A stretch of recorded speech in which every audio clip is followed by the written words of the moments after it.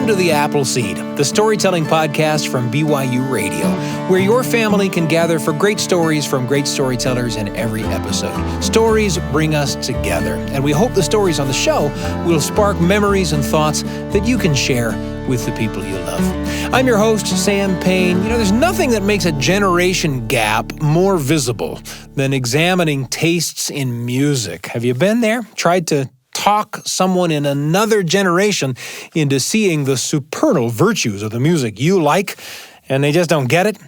But maybe it's gone the other way, too. Musical taste seems to be something just as unique as people are themselves. And if you've ever been in a situation where the music you like butts up against the music that someone else likes, you'll love this story from Bill Harley and the song that goes along with it. Here's Bill with Mom and the Radio on the Appleseed. I want to sing a song about fighting over the car radio. My kids are grown now. I did what I could, and they're out there. But we used to get in the car and fight. So let's get in the car, argue, okay. It's a great place, little contained thing. Nobody can go out. You just jump out of the car at 40 miles an hour. You just have to be with each other there in that little space for a little while. And we would fight over the car radio. Now, this is a little while ago, but some things are still kind of much the same. I realize in some cars today, everybody's got their own personal audio system, but there's still that possibility that you're having a community there in the car. You're all listening to the same thing, like maybe even this right now. And actually, we fought, but it wasn't our fault. It was the car's fault. It wasn't the car's fault. It was the dumb people who made the car. Because the people who made the car, they put the car radio in the front of the car where the people who pay for the car sit, which is as it should be, right? And that's where it belongs, so you get to turn it on. If you paid for the car, you're probably driving or sitting in a passenger seat, and then you get to choose the stations.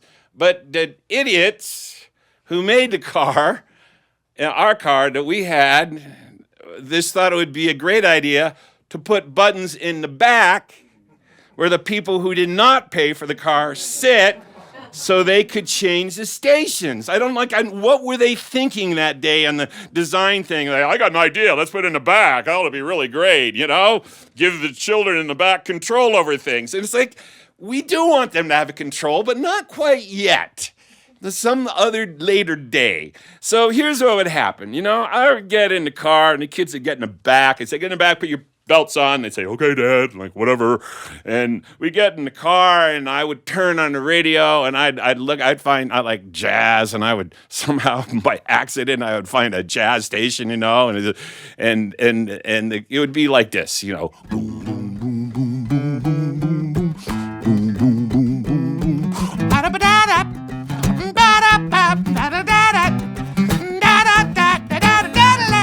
all of a sudden it go, take a samba, sika, bata, bata, bata. I'd say, hey, stop that. And the kids in the back would be going,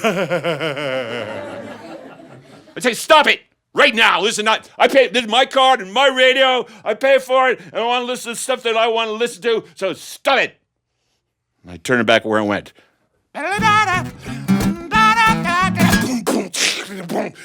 Stop it, stop it, stop it. And the kids are going, hey.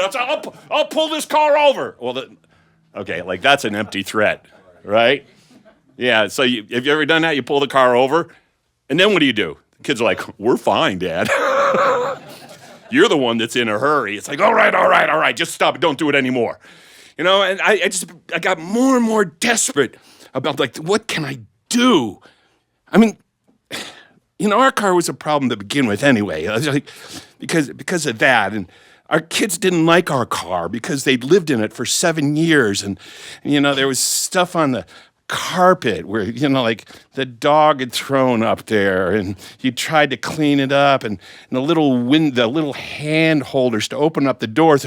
Somebody just left a juice box in there, and it dripped in there and kind of dried, and you put your hands in there, and nothing would work, and I'd put the car in gear, and the car would go when it went into gear because of the bells, and we'd just drive down the street. And we'd be like 3 blocks from the school, and the kids would say, "Just let us out here, Dad. Just let out here. We're done." One day I was sitting in a car with my 14-year-old son. I was driving to someplace, just like, I can hardly wait till you get your license so I don't have to do this. And we pull up to this, to a light, and I'm sitting in there's 4 lanes. I'm sitting in the left-hand lane, and the car is kind of squealing, and this car pulls up next to us, and it's really beautiful. It's like this candy apple red Miata sports car, and the top is down. And it's shining, glistening in the sun, and there's a cloud over our car. There's rain falling on it. And the guy in the car is about my age, but he's just more put together. He's just, he doesn't have any gray hair yet. And he has this like huge surround system. And the sound is just filling up the whole universe. And my 14-year-old son looks at him in that car, and he looks at me. And he looks at the car like, "Dad, look at the car." It's like, "Yeah, I see the car." And then he says, "How come we don't have a car like that?" And I said, "'Cause of you." Even he laughed. But anyway, I was so desperate about this radio that I actually looked in the owner's manual. The owner's manual that's in the glove compartment? No one ever looks at the owner's manual. It's just sitting there in its little slip cover. It's never been looked at because it's filled with information that you don't need. Like page 7, the door. The door is located on the side of the car. To open the door, first locate the latch. See page 9. Stuff like that, right? So there's nothing that you really need to know. So I'm looking through it, but there, on page 43, I get to the audio system and I discover something. It says back panel. To disable back panel, push buttons 1 and 3 simultaneously on the front panel, and the back panel will be overridden. And I think this is so beautiful. So I get in the car, I start the car, I turn on the radio, I push buttons 1 and 3, and the kids, I said, "Come on, guys, hurry up, get in the back, put your seats out." They're like, "Okay, Dad, whatever." And we're driving down the street, and I said, "I think I'll listen to some music." They go, "Okay, Dad, that is great. You listen to whatever you want to." I say, "Ha, ha, ha." And I turn on the radio, right, and it starts playing,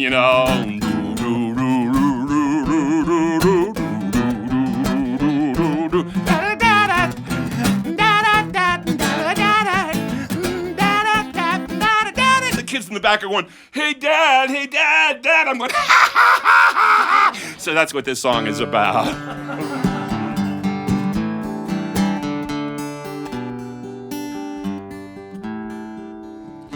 Every time I got somewhere to go, my mom and I fight about the radio. She wants her station, I want mine. She says, "It's my car, tough luck, don't whine."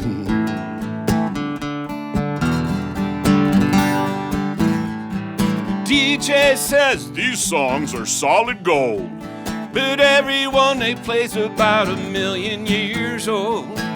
One after another, on and on, and what makes it worse is my mom sings along. She sings along, and she sings, "Do-wah-da-diddy, baby." My mom's music drives me crazy. "Do-wah-da-diddy, baby," but she don't care.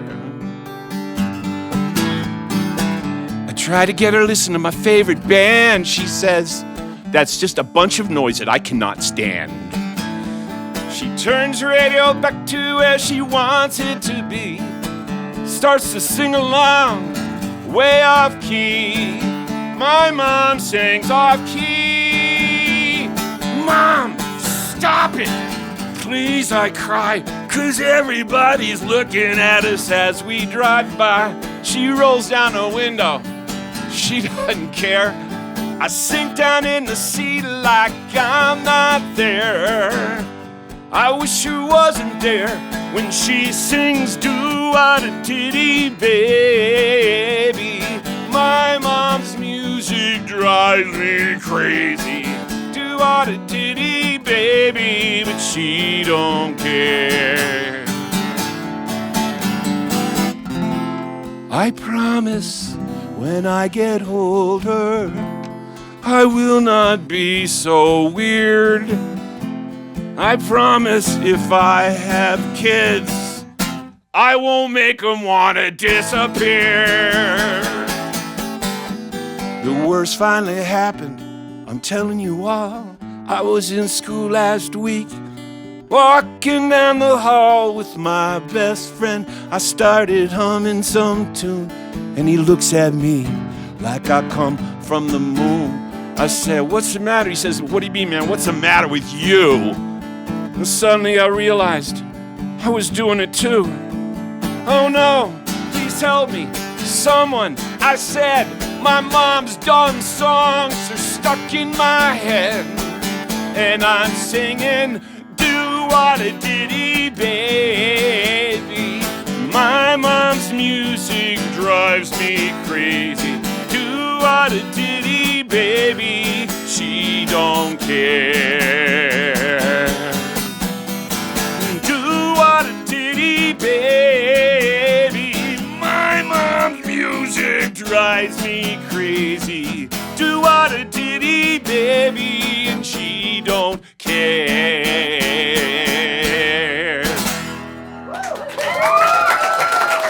Thank you. Thank you. Thank you. That was Bill Harley with Mom and the Radio. And this story took me to a memory of my own that kind of surprised me. I was like anyone else, I guess, when I was a teenager. I liked the music I liked, and I didn't like the music that the generation above me liked, and thought the music of kids younger than me was silly, too. And one year, in my little town, an arts organization decided to do a kind of abbreviated production of the musical play You're a Good Man, Charlie Brown, based on the misadventures of Charlie Brown and his pals from the comic strip by Charles Schulz. The comic strip ran for 50 years, from 1950 to the year 2000. And there, of course, were TV specials, Charlie Brown Christmas, and other stuff. And there was this musical, too.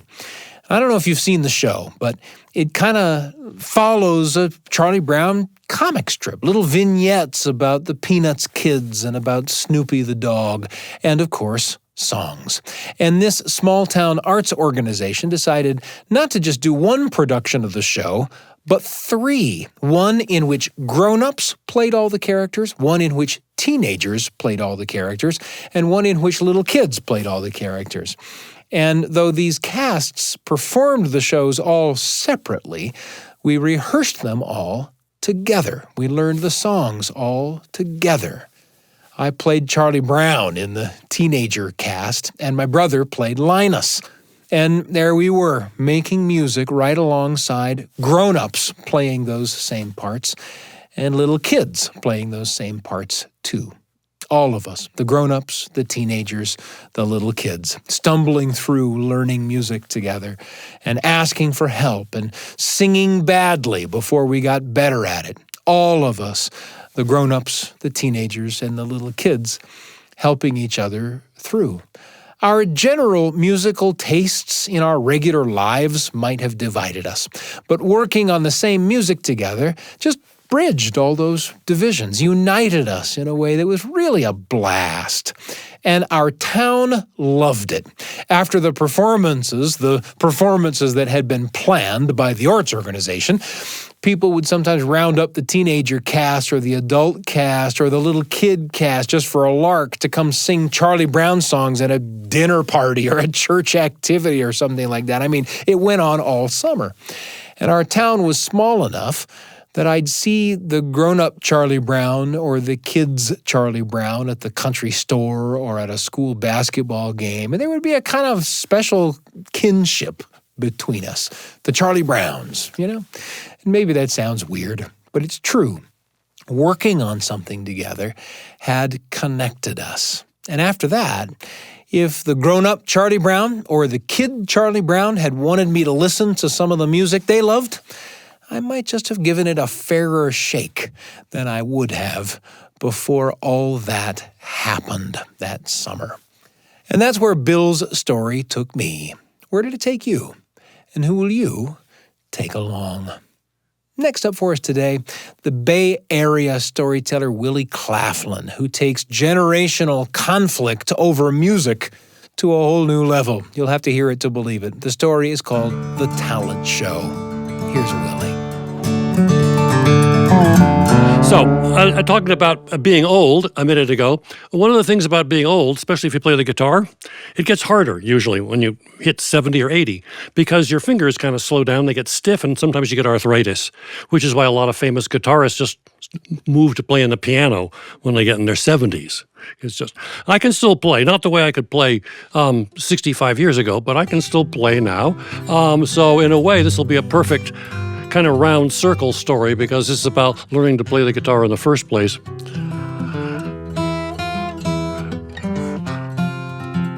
I grew up at a time when the favorite songs on the radio, when I was like 7 or 8 years old, were things like, "Would you like to swing on a star, carry moonbeams home in a jar?" And the very next year, the number one song was, "You can burn my house, steal my car, drink." So rock and roll came along. And it came suddenly out of nowhere. And I was lying in my bed one night in Wolfboro, New Hampshire. In those days, you wanted to listen to music after you were supposed to be in bed. Remember, there's no Wi-Fi, there's no cyber, there's no this, there's no that, there's no headphones, there's nothing. And even the radios are kind of big. So what I had to do was take the radio in my bedroom. We're talking around 1953 now, okay? You had to stick it under some pillows so the sound of the radio wouldn't get out loud enough for your parents to hear. You couldn't shut it down any other way. And I would love to listen to the radio late at night. And again, it was all kind of like, "I love those dear hearts and gentle people who live in my hometown." And all of a sudden I heard this, "Arroo! The hound is around. Mr. Movin' is groovin'. Arroo!" I thought, what is this? It doesn't sound anything at all like, it doesn't sound anything like, "They read the good book from Friday till Monday." It was like, "On the 7th hour of the 7th day." It was in the... So my parents, the door comes busting open. My mother said, "What are you listening to?" I said, "Oh, no, Mom." That was the beginning of rock and roll. And if you think your parents may be bothered by whatever the latest musical thing is, you can just imagine how radical a change it was from dum-dee-dum-dee-dum-dee-dum to ah! Very, very sudden, okay? It's retro now, but it was very sudden back then. And I wanted to get a guitar. So my mom said, okay. She was very serious. She said, "A guitar is a musical instrument. If your father and I buy you a quality musical instrument, and we believe that in order for you to play the best possible music, it is important to have a good instrument, you will treat your instrument with respect." I said, "Sure," because I wanted to play rock and roll. Anyway, so I got a guitar for Christmas. This would have been 7th grade. But I didn't know how to play guitar, and I didn't even know how to tune the thing. And remember, there wasn't any internet. You couldn't tune. You couldn't find out how to tune anything. You could go to the library downtown, and you could get out a book on how to tune musical instruments, and you could read the book and try to figure it out. If you were a little bit cleverer than I was. But I never could quite tune the guitar properly, and then I didn't know what to play. And then I saw some chords, but when I pressed the chords down, it hurt my fingers.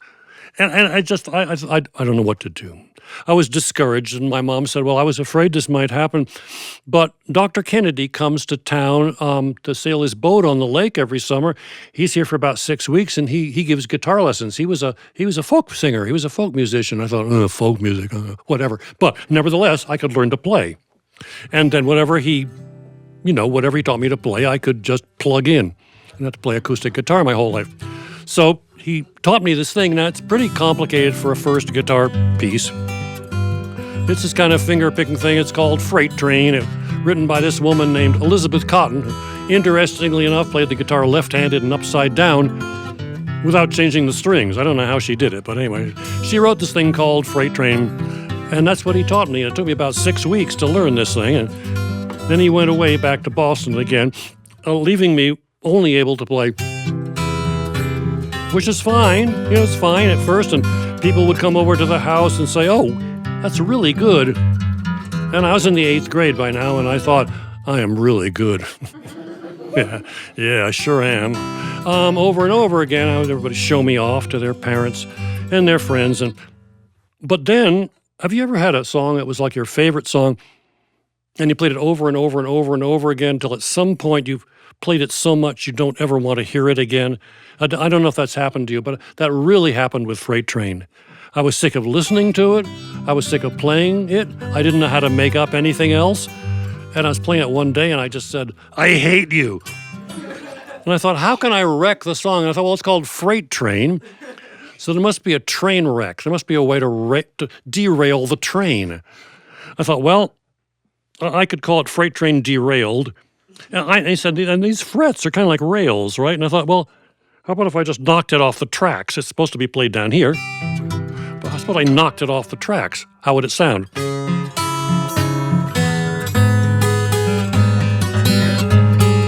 Oh, I thought, that's awful. That's wonderful. So I called it Freight Train Derailed. And when my folks weren't home, I'd play this. And when I came home, of course, I treated my instrument properly because I knew my mother wouldn't like to hear. But this gave me an idea. I thought, well, that sounds awful, but I don't know how to make it sound good, but I bet I could find the most horrible sounds on the guitar if I just experimented for a while. And so I just experimented until I found this chord. I was really pleased with that one. And this one. And this. I didn't know which was my favorite. Probably this. But anyway, I would use my finger picking and I'd play ugly music.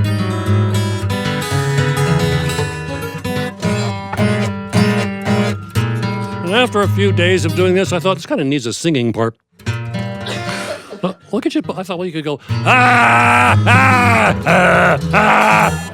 So I would sit in my room going, ah, ah. On my musical education, I can't do that for too long. And then, so I would play this in my garage, and a couple of friends came over, and they said, oh, that's great. And kids started coming over to hear me play awful music. And then Richie was a good friend of mine. He's a school drummer. He was a really good drummer. And he said, oh, I play ugly music too. I said, what do you mean? He said, well, I play nice music because I'm, but he said, he was one of those kids that got angry, but he was a nice kid. He didn't know how to deal with his frustrations. He'd gotten 2 little wooden baseball bats when he was like 2 years old, little miniature baseball bats, and he had metal trash cans out in his garage. And so after school, in the 8th grade, he would take his little baseball bats and he would whang on the metal trash cans. I mean, unbelievable amount of noise. And so I went over to his place and we would play duets. I would go, ah, and he would the trash can. So he became like this 8th grade cult item in the fall. We got sort of 8 or 9, groupies and followers and everything, and they would come over and shriek along. It was delightful, and finally, we got a 3rd member who was a very, very skinny kid. I wish I could remember his name, but he had bought at a yard sale for a couple bucks this old warped guitar. It had 4 strings, and he never did anything other than pretend he was playing it. But it turned out once he'd heard ugly music, he decided that he really wanted to join the band. And he said, well, here's what I could do. He said, I could just move my finger up like this, fire, and I could shriek. And so was his part was like this. It was kind of like he was the lead guitarist, and I was kind of like the rhythm guitarist. And then there was trash cans. And we called ourselves the Piney Woods Trio. Now, I would have completely forgotten about this. But late in the fall, the principal came around to the 8th grade, and he said, and I know that the 8th grade, I had a talent show in the middle of February, long New England winters. Everybody gets depressed. Every grade would submit a talent to the talent show. You know, the kindergartners would do a flower dance maybe, and the first graders would recite, I think that I shall never see a poem as lovely as a tree or whatever. And then there was a girl who was brilliant playing the violin, whatever grade she was in. And then the principal's son played very mediocre trombone, but he was the principal's son, so he'd always be there too. But the 8th grade never participated. And our principal said, I know you think you're too cool to participate in this school activity, but certainly would be nice in terms of a community event if you decide to participate this year. Because we always voted on it, and we always voted it down, because all the boys voted against it, of course. And enough girls to majority rules. So Richie said, I dare you to, and an 8th grade boy says to another 8th grade boy, I dare you to. It's very hard not to do what you're dared.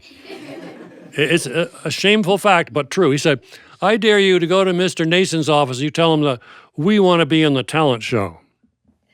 I said, that's a ridiculous idea. He said, I dare you. I said, they're gonna hate it. He said, no, they won't. The kids love it. I said, the kids love it. The parents aren't going to like it.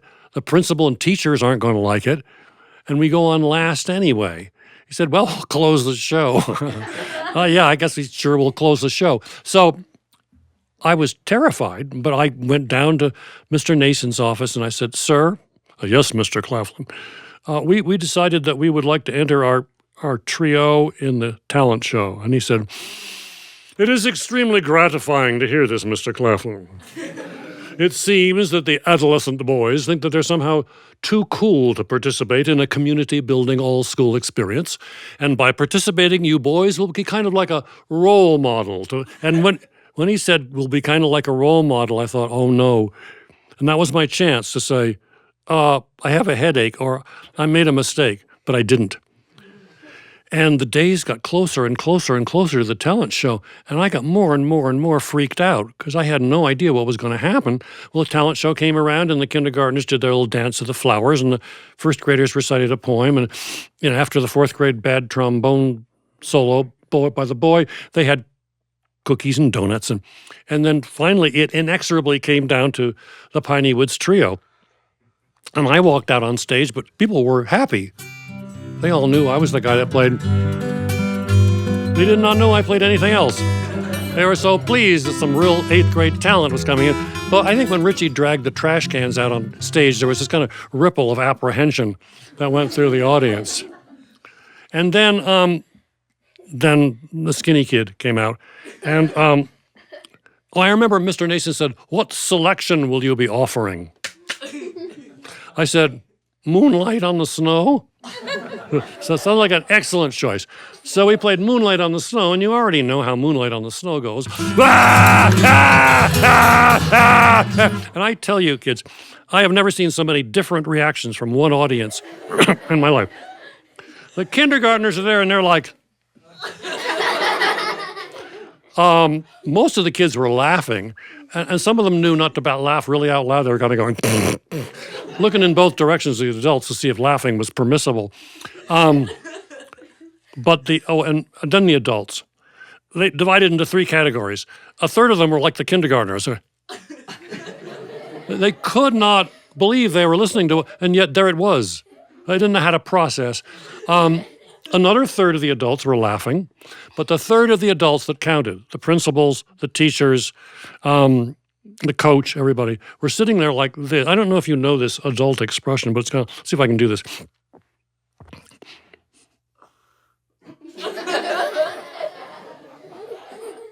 That means I hold all the power in the universe. I will inflict upon you a punishment so humiliating you'll wish you'd never been born. But keep on going as long as you want, because the longer you go, the worse the punishment will be. So I couldn't see where my folks were. Maybe they were hiding under their chair. Afterwards, my father, it was one of the nicest things he ever did. He said, "Son, we'll pretend this never happened." And we did. It was lovely. Mr. Nason did not forget that it had ever happened. I had to go down to his office. I said, "Mr. Claflin, was that supposed to be funny?"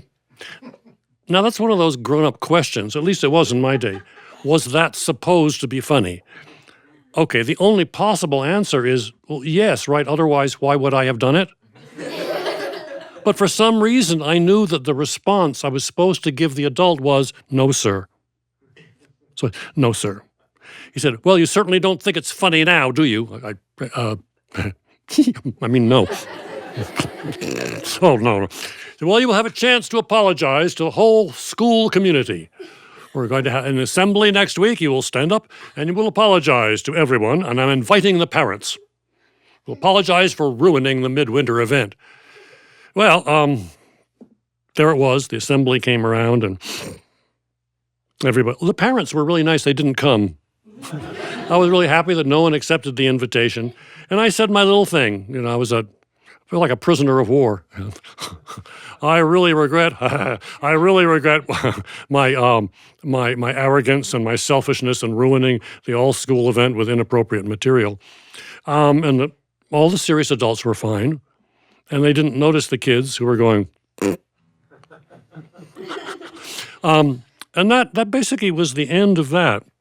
But I guess what I have learned from all that is that if you really have a hard time, if you really want to play music and study music, and you have a hard time making it sound really good, you have an option. Ah! Thank you very much. Thank you very much.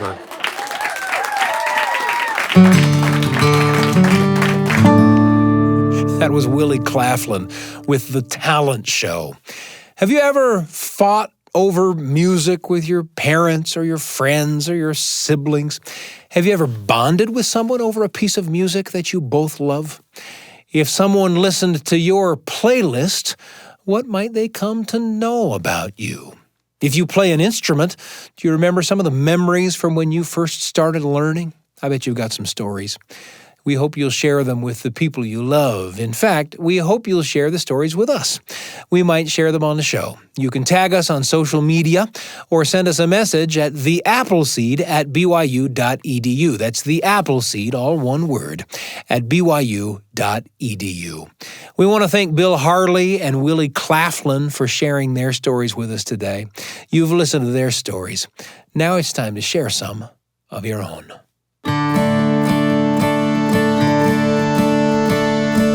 Hearing people talk about their own faith traditions can help strengthen your faith. Learn more with Stephen Cap Perry on the BYU Radio podcast In Good Faith, wherever you get your podcasts.